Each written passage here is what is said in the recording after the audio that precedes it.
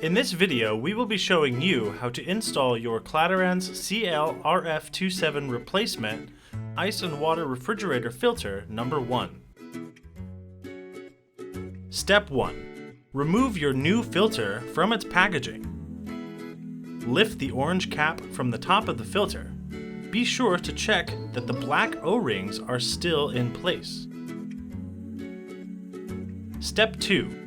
Locate the filter in your refrigerator. For filter number 1, you will find it either inside in the upper right-hand corner of the ceiling or in the base grill. Pull open the filter cover door. The old filter will be released and ejected slightly from the housing as the door is opened. Step 3. When the door is completely opened, pull the filter straight out.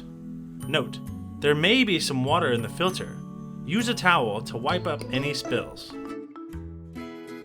Step 4. Time to install your new Clatterans filter. Align the filter with the opening and gently push the new filter into the hole. The filter cover will automatically begin to close as the new filter is inserted. Push firmly on the filter cover door until it snaps closed. Now, flush water from the dispenser for 5 minutes, approximately 3 gallons, to clear the system and prevent air from entering. The initial flow rate may be slower than expected. Full flow rate should be restored within 24 to 36 hours. If needed, reset the filter indicator light by holding the reset button for 3 to 5 seconds until it turns green.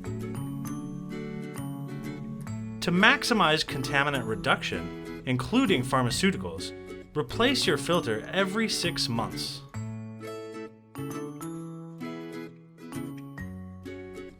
Clatterans, keeping the whole family safe and hydrated.